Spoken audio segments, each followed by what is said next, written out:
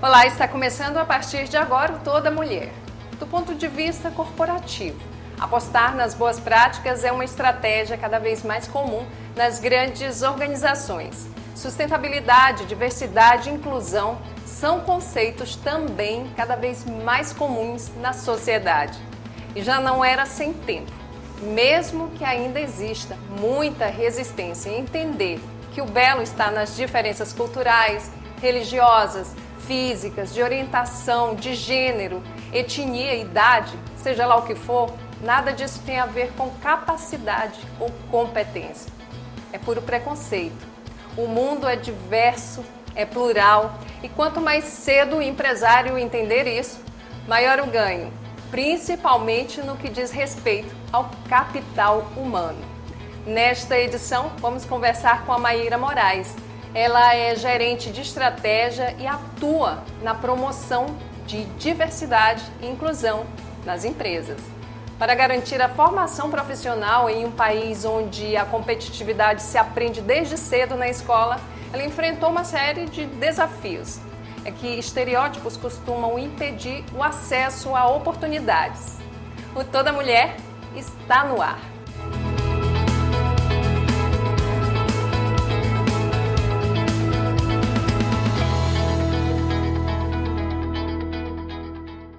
E o Toda Mulher de hoje recebe a Maíra Moraes. Ela é formada em marketing e na empresa onde trabalha é responsável por criar estratégias de inclusão ao treinar pessoas que compreendam que tanto dentro quanto fora da empresa a sociedade é diversa e que em um ambiente de trabalho saudável, por exemplo, onde o funcionário pode se expressar sem ser julgado, ele veste a camisa.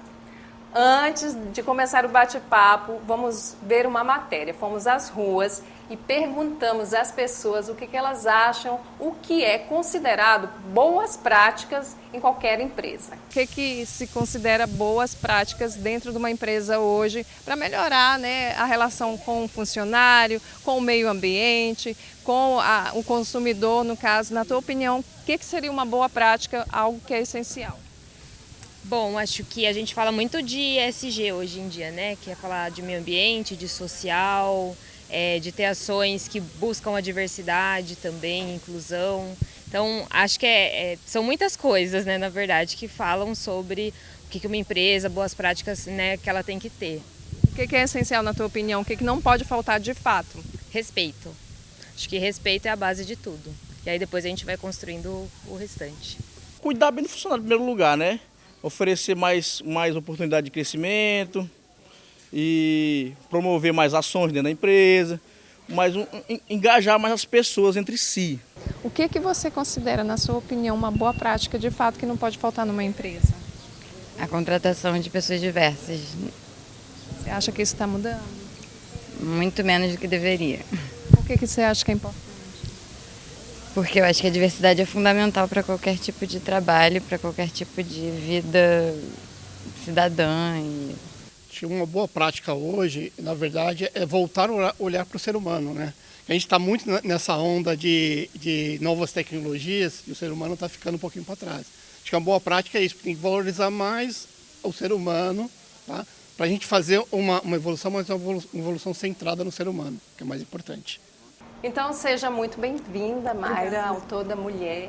E a gente ouviu as pessoas dando a opinião sobre o que são boas práticas, dentro de uma empresa. E o que seria, de fato? O que é tão importante para que a empresa receba esse selo de boas práticas, por exemplo?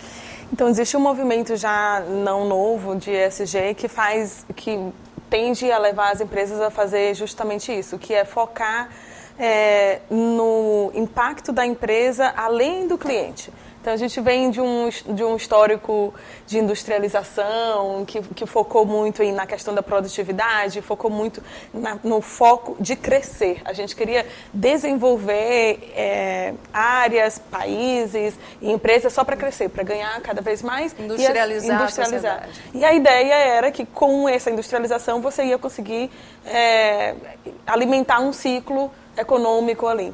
Hoje em dia a gente está chegando a quase 8 bilhões de pessoas, você já não tem isso. População mundial. A gente começa a entender com a globalização que a Terra é só uma, que as pessoas são diversas. Não existe mais um limite territorial, Exato. né? Não existe mais um limite territorial, as pessoas são diversas, pessoas como eu, que nasci aqui em São Luís do Maranhão, posso estar morando em São Francisco, na Califórnia hoje. Então, e aí você começa a notar essa mudança em população também, né? O espaço das mulheres, por exemplo, que mudança nos últimos 200 anos, né? Então, a gente começa a entender que a população, que é o cliente, ela é diversa, ela tem necessidade, sim, somos todos seres humanos, mas cada um de nós tem necessidades diferentes. Não é? Exato, a gente tem formas de lidar diferente com o ambiente, com os nossos relacionamentos e, portanto, requer necessidades que a pessoa de negócio está tentando suprir, necessidades diferentes. Então, a diversidade e inclusão ela se torna cada vez mais importante nessa época da nossa história, por dois motivos. Um, a gente tem que atender as necessidades do cliente, e dois, a empresa começa a entender que ela tem um impacto além do lucro. Ela tem um impacto socioambiental, ela tem um impacto de bem-estar. Quando você contrata uma pessoa, você não está só contratando a produção dela, o que ela faz com a mão dela. Você está contratando uma cabeça, um coração, você está dando oportunidade para uma família que vai poder crescer e participar de um sistema. A partir do momento que a empresa nota isso, você nota que o seu produto precisa ser muito mais do que só lucro. Precisa ali na sua contabilidade, de como que você vai fazer tudo funcionar, precisa estar incluso várias outras formas de medir esse impacto. Você traz uma experiência de um país super desenvolvido, que é os Estados Unidos, onde a gente vê que o capitalismo também gera um abismo social muito grande, mas que há um entendimento de que o lucro hoje, como você falou, o lucro ele está muito relacionado ali também com o cuidar, né, com o cuidar das pessoas. Exato. Essa é a realidade que vocês vivem, essa é uma coisa meio na teoria? É um movimento, né? Movimento. A gente vê isso muito hoje presente nas top 100 empresas dos Estados Unidos, que de uma certa forma elas lideram muito, porque as outras é um movimento aspiracional. Quem não está na top 100 quer chegar aos top 100. Então você meio que tenta imitar algumas desses valores. A gente vê isso... especialmente, eu acho, depois desse movimento, a gente viu um movimento de descrença, talvez, no mundo governamental, tanto no nosso país aqui, quanto no país de lá.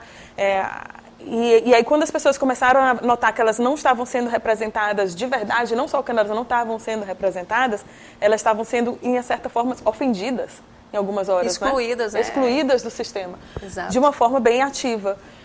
E aí a gente passou pela pandemia, e passou pelo momento George Floyd e Black Lives Matter, e tudo isso meio que colocou ali na frente de todo mundo de volta esse tema de que a sociedade, esse sistema, ele funcionou para algumas coisas, mas tem algumas coisas que ele não funciona. Está bem aqui na cara de todo mundo. E aí a gente precisou, como empresas mesmo, eu vi isso no mundo corporativo, abrir as portas para começar a ter esse tipo de conversa que antigamente a gente não é uma coisa... Eu entrei nesse mundo corporativo há uns 13, 14 anos, nunca que a gente ia ter uma conversa sobre raça dentro do trabalho. Inclusive, aquela história da foto da empresa, que só tem pessoas brancas, a maioria, em algumas apenas homens, Exato. Não causava tanta estranheza como hoje. Se alguém cair na bobagem de publicar uma foto dessa, ele é massacrado nas redes sociais, que também funcionam como um certo agente fiscalizador da sociedade. Exato. Né? E para a empresa também tem que tomar muito cuidado naquilo que ela vai colocar, vai postar nas redes, né? Isso é muito verdade. Eu acho que não só essa descrença no governo que trouxe, então, uma maior crença no seu poder econômico, no valor que você compra com o seu dólar. Daí você pode escolher empresas que te representam melhor, que é o que está acontecendo hoje. Não só isso aconteceu, mas isso foi impulsionado pela transparência que as redes sociais trazem. Antes você conseguia, por exemplo, ser uma Nike e ter um dos seus provedores que fazia o cadastro na Etiópia, talvez não fazendo todas os trabalhos corretos para garantir cadeia produtiva, a cadeia né? produtiva correta para garantir que não tem criança, para garantir que as pessoas estão sendo tratadas corretas. Antes você até conseguia fazer isso, demorava um tempo, alguma coisa ia ser descoberta. Hoje, se você fizer hoje, amanhã está descoberta.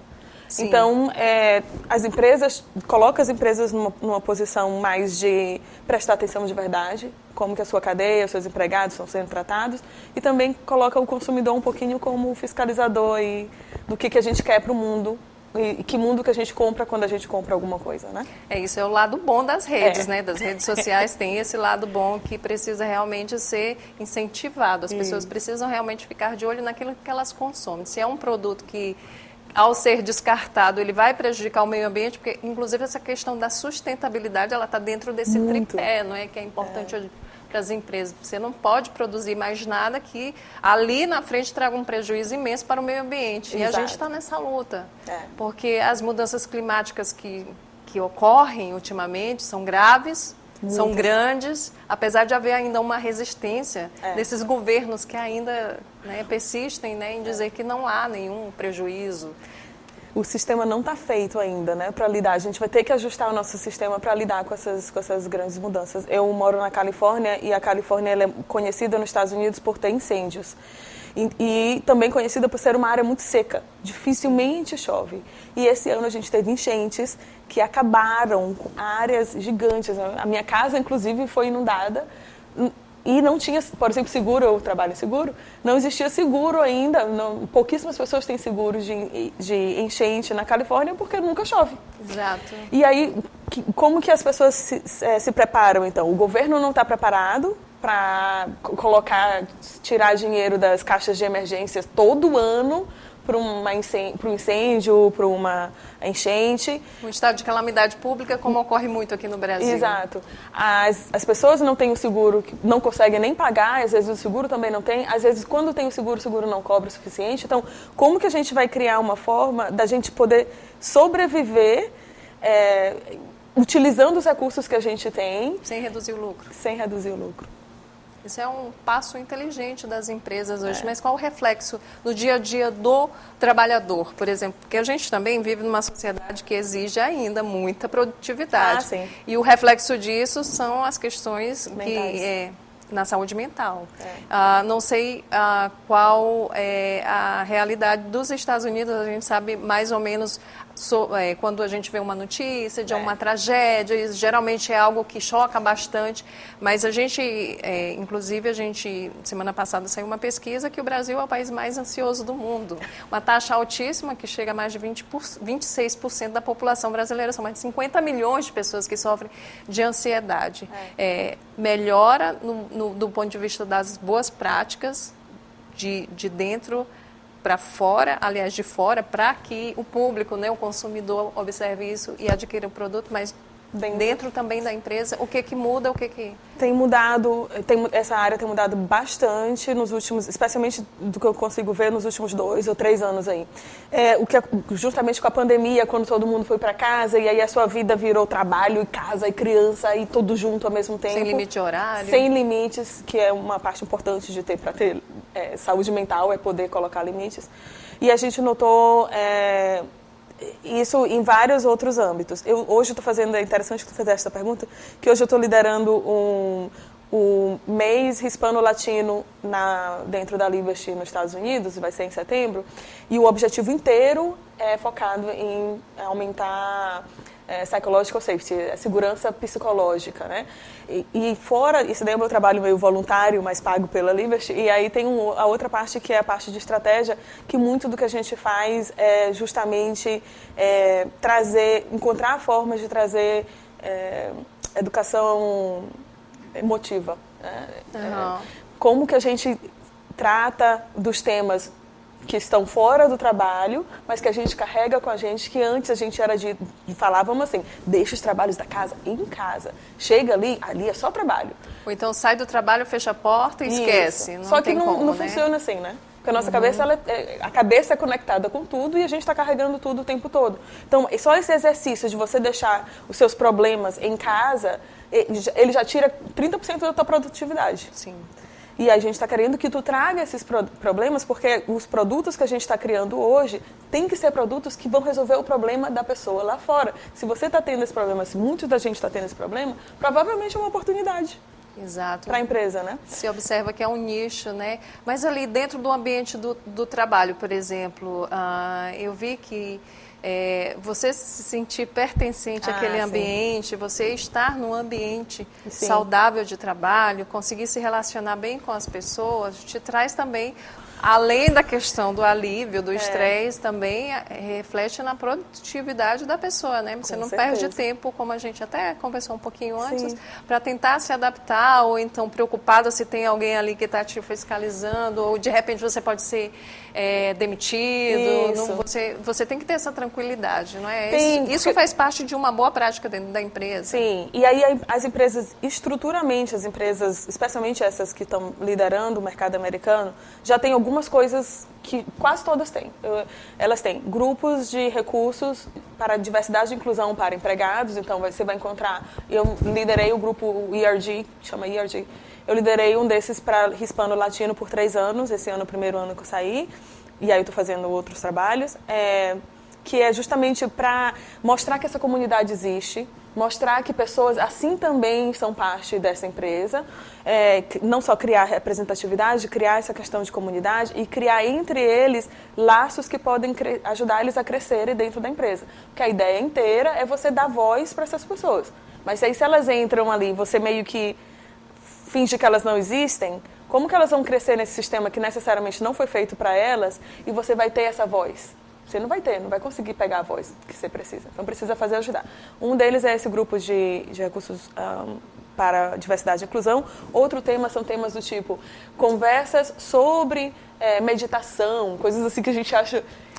Eu fiquei muito particularmente acha que não precisa, né? Nossa, não, bobagem. Que besteira. Conversa para o final de tarde, né? Aí já existe hoje grupos de meditação dentro da empresa, já existe uma prática de que você chegar nos primeiros 5 ou 10 minutos, você pergunta como é que tá as coisas na sua família. Que isso nos Estados Unidos não existia antes. Pelo menos na minha experiência, eu não tinha, gente. Aqui no Brasil, a gente trabalha com as pessoas, a gente conhece o neto delas, a gente conhece. Lá, eu poderia passar anos trabalhando com a mesma pessoa sem saber se ela era casada ou não. Então, trazer um pouquinho dessa conversa para o ambiente corporativo já é uma prática que existe hoje. Todas as minhas reuniões começam com 5 minutos de como que você está hoje, está conseguindo produzir legal, está precisando de ajuda, que já é um passo. Uma espécie de treinamento de veja quem é o outro que está ao seu lado, que de repente o colega precisa de uma ajuda, de um apoio. Exato. Conheçam melhor. Não somos máquinas apenas, Exato. né? E aqui você falou uma coisa interessante, porque aqui no Brasil a gente tem essa facilidade de se relacionar. A gente se abraça, a gente pergunta como foi o dia do outro, ali naquele papo meio que informal. Por outro lado, a gente tem problemas sérios e a gente vai falar sobre isso já, né? Depois que a gente voltar, né, do intervalo, a gente vai para um rápido intervalo, viu? Rapidinho e volta a conversar com a Mayra sobre a importância da diversidade e da inclusão nas empresas e na vida também, gente. Não saia daí.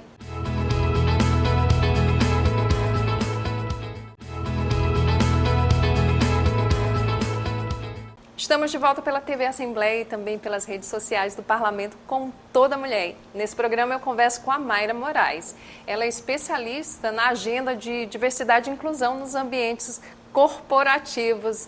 Mayra, a gente estava falando sobre essa questão da inclusão de fato aqui no Brasil. Somos um povo sociável, no entanto, a gente vê que existem muitos problemas.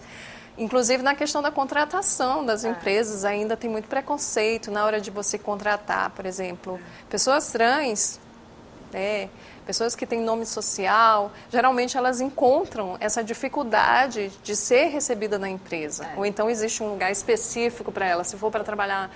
Não estou criticando de forma alguma, mas é como se houvesse uma caixinha específica para colocar qualquer público e isso é um problema sério, né? É muito complexo. A gente vê, nesse ambiente tem um benefício talvez de um mundo legalizado um pouquinho mais preparado para isso nos Estados Unidos. Então já existem nas práticas de recrutamento já existem coisas que você não pode perguntar, já existem formas de fazer esse recrutamento sem imagem, já existem alguns passozinhos que o recrutador pode fazer ali, que é para ir começando a tirar, ou pelo menos questionar o viés inconsciente, porque o viés, ele é inconsciente, todo mundo tem, ele é inconsciente. Você só consegue mudar um processo se você perceber que você está seguindo um passo errado também, né? Você precisa reconhecer isso. Exato. E aí tem também toda a questão dos treinamentos que são feitos com as pessoas que estão participando, que estão liderando essas entrevistas aí. Esse era um jeito bonito de dizer, eu preciso contratar pessoas que eu goste. Eu preciso contratar pessoas que pareçam comigo e tenham experiências que nem a minha. A gente está buscando justamente o oposto, né?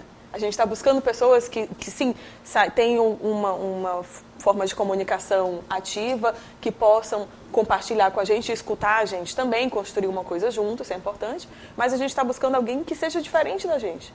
Justamente pelo motivo que a gente acabou de mencionar, inovação, melhor conexão com o cliente, com o mundo todo. Então, troca o jeito e o que a gente estava buscando nesse mundo de recrutação. E a gente vê muito que existe o costume, eu não digo nem costume, mas assim, algumas empresas descartam pessoas por conta da idade. A idade, por exemplo, é um ponto em alguns países, eu digo aqui no Brasil, que talvez seja um problema para alguém, por exemplo, que tem mais de 50 anos, apesar de a gente já ver um movimento já para acabar com isso, mas pessoas que têm mais de 50 anos, que estão desempregadas, têm mais dificuldade de encontrar uma vaga. Justamente, não vou treinar essa pessoa para trabalhar na minha empresa, porque daqui a pouco ela vai ter que sair para aposentadoria. E esquece o principal, né? Que às vezes essa pessoa traz para dentro da tua empresa uma experiência que vai te ajudar a crescer. Com certeza.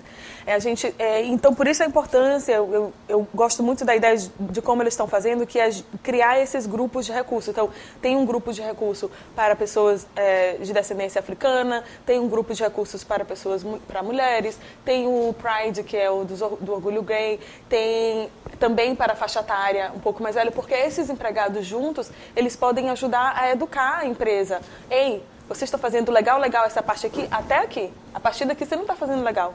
Volta e reestrutura. Na nossa empresa, a gente conseguiu, desde quando eu entrei, mudar a licença maternidade, por exemplo. Não é um direito do americano, é uma coisa que as grandes empresas lideram o mercado oferecendo porque elas querem que talento trabalhe para elas. Olha aí, viu, gente? Ponto positivo para o Brasil. Exato. E na minha empresa especificamente, quando começou, esse era uma licença maternidade de 6 semanas, eu acho. Hoje é uma licença de maternidade e paternidade, maternidade de 4 meses, paternidade de 2 meses. Mas é uma decisão da empresa, não é lei. Uma decisão da empresa e guiada por esse grupo de recursos para empregados, que era, no caso, juntou vários, né? Foi do orgulho gay, da mulher, todos eles se juntaram e foram buscar esses direitos, benefícios dentro da empresa. E aí a gente verifica o seguinte, no Brasil tem a lei, né? E também tem a dificuldade do cumprimento da lei, não é? Há sempre uma resistência.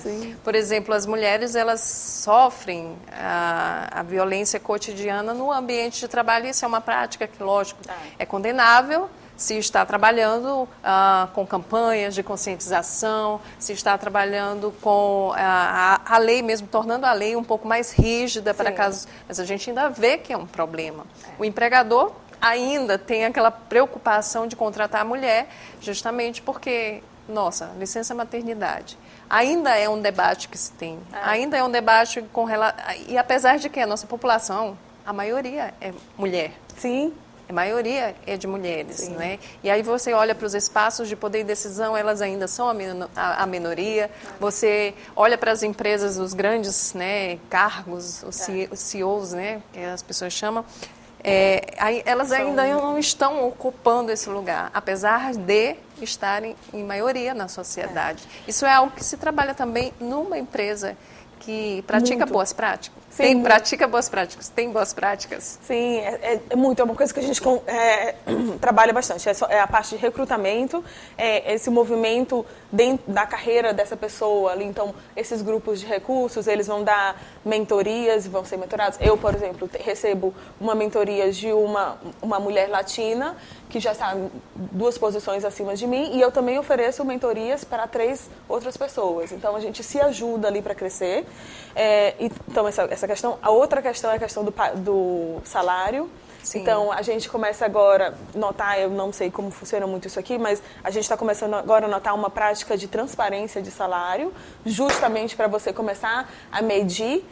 Então, essa pessoa está fazendo o mesmo trabalho que essa outra pessoa, por que ela está ganhando menos ou mais? Engraçado que a igualdade salarial aqui no Brasil se tornou obrigatória. Recentemente, agora eu acho que tem 10 dias, 15 dias, que finalmente, depois de uma luta que é imensa, porque a prática da mulher receber menos que o homem, fazendo a mesma, né, realizando o mesmo trabalho, é algo que é realidade. Não, a gente e eu especificamente levo isso daí com paixão, porque eu paguei o mesmo preço que os meus colegas homens pagaram para o estudo, e aí eu chego hoje e eu não especificamente eu, mas uma mulher latina nos Estados Unidos recebe 37%, é a que menos recebe para cada dólar de um homem branco.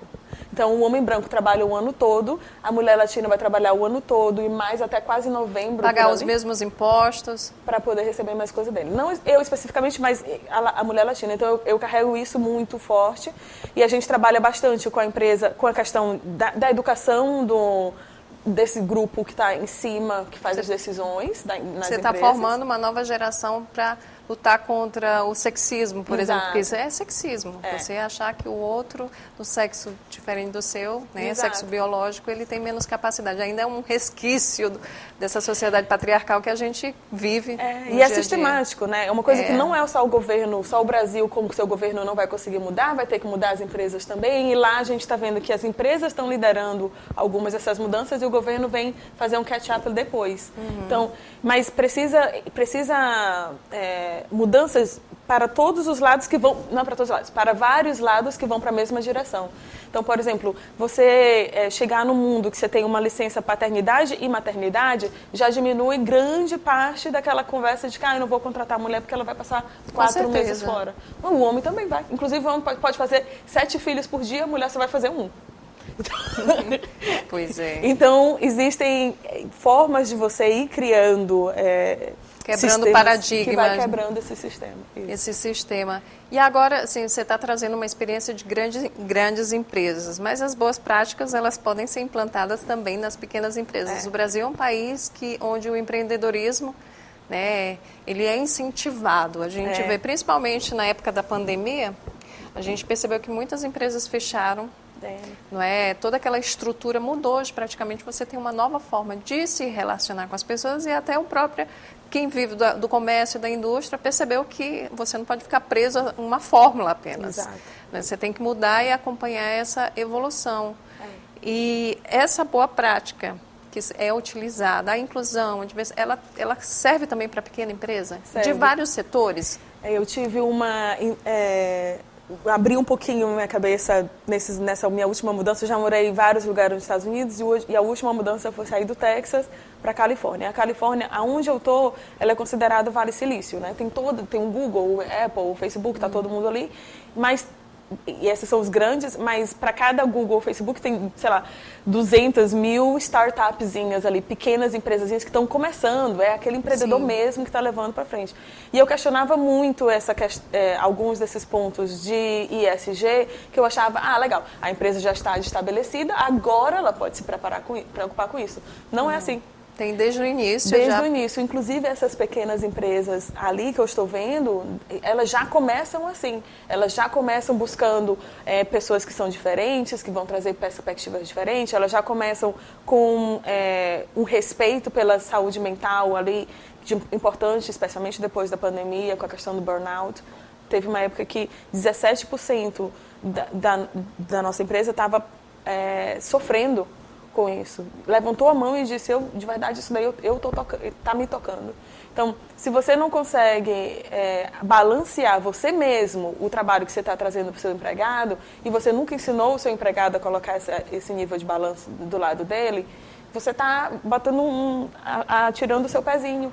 Você contratou ele para cá, você ensinou o que tinha que ensinar, ele está lá dentro e, ao mesmo tempo, você amassou o que ele podia fazer. Então, é também parte do seu trabalho fazer com que isso funcione. E isso tem a ver também com a questão do direito do trabalhador, não é? Porque, assim, esses anos anteriores se falou muito em retirada de direitos. Sim. Não é? A precarização do trabalho, a uberização que se fala, Sim. né? E aí se precarizou o trabalho e a pessoa que tinha aqueles direitos, carteira assinada, que dava o direito ao descanso, as férias, o 13º, até por conta de vagas no mercado de trabalho, se colocou numa situação em que você tem que trabalhar, digamos, quantas horas antes? 8 no máximo, mas hoje tem gente que trabalha 15 horas por dia para poder conseguir um dinheiro que vale a pena no final do mês e poder sustentar, às vezes, uma família que tem 5 pessoas, crianças, adolescentes, tudo está muito caro, muito complicado. E aí vai na contramão, a gente vem de um período que estava indo na contramão disso que se prega como uma boa prática, não é, Mayra? E eu acho que é muito complexo, né? Porque é tudo junto ao mesmo tempo. Porque é global. É global. Ao mesmo tempo, a gente está vendo o investimento em tecnologia e as novas tecnologias estão saindo, um chat GPT, que já está aqui há 6 meses. Será que corre risco para quem ainda não está preparado para isso? E esse investimento sistemático em tecnologia, desde a industrialização, ele fez com que a ideia toda, era uma ideia inclusive de Aristóteles muito tempo atrás, que era para liberar tempo para a gente ser feliz. Só que em vez da gente fazer isso, a gente foi investindo na tecnologia e foi só aumentando mais coisas para a gente fazer.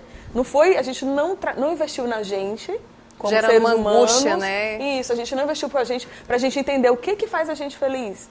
O que é que de verdade me traz felicidade? E a gente ficou achando que era dinheiro, dinheiro, dinheiro. E a gente vê hoje que algumas das empresas, isso não é todas, claro, mas algumas das empresas conseguem já entender que precisa investir no talento, na pessoa, como ser humano, até para ter algum tipo de melhor controle dessa tecnologia que está chegando agora. Porque a tecnologia que está chegando agora, ela é uma faca bem mais aguçadazinha assim, e a gente que vai ter que fazer as decisões de como quer utilizar ela. E pode ser utilizada para coisas bem complexas e difíceis e em detrimento da sociedade, como também pode ser utilizada para resolver alguns dos problemas que a gente já tem. A gente já viu aí que a discussão ela é ampla, né? Ainda tem muito que se falar no que diz respeito à ética, inclusive, né? O uso dessas tecnologias na sociedade tem que pensar bastante, né? E aí eu queria, para finalizar nossa entrevista, uma dica sua para quem está começando agora, você que trabalha nesse setor corporativo de grandes empresas, mas como eu disse, né, serve também para as pequenas e para quem está começando agora. Qual é a dica principal? O que ele não pode esquecer? Eu acho que a gente não pode esquecer que a gente é ser humano. Eu acho que as tecnologias, elas vão fazer coisas que tecnologias podem fazer. Mas o grande diferencial que a gente vai trazer é o nosso conhecimento da gente mesmo e como que a gente coloca e faz isso, traz isso para o ambiente, para o mundo, de uma forma positiva, deixando um legado positivo. É o que a gente treina os principais líderes hoje, lembra que você é ser humano, como que está sentindo agora, como que você pode utilizar essa força, flexionar, né? Você recebe uma notícia muito ruim e agora você tem que passar isso para outras pessoas. Como que você faz isso de uma forma humana, sentindo todos os sentimentos, mas ao mesmo tempo sendo líder o suficiente para motivar outros para continuar na empresa? Exato. Como você faz isso? Alteridade, escuta ativa, não é? Exato. Tudo isso faz parte do sucesso de uma grande empresa. Exato. Não é só focar no boleto do final do mês, Exatamente. Né? O dinheiro, ele vem, é consequência realmente do trabalho e da forma como você se relaciona com o seu cliente, com o seu funcionário e com a própria vida, né? Eu queria te agradecer. Muito obrigada. A sua participação aqui no Toda Mulher, muito obrigada. Obrigada. Sucesso na sua carreira. Obrigada. Né? Espero que você retorne com mais novidades para a gente, né? E que seja no momento em que a inclusão e a diversidade realmente seja efetiva na nossa sociedade. Muito obrigada. Obrigada a você. Tá, o Toda Mulher fica por aqui. Acompanhe a reprise do programa de hoje em nossa programação e também pelas redes sociais da TV Assembleia. Obrigada e até o próximo.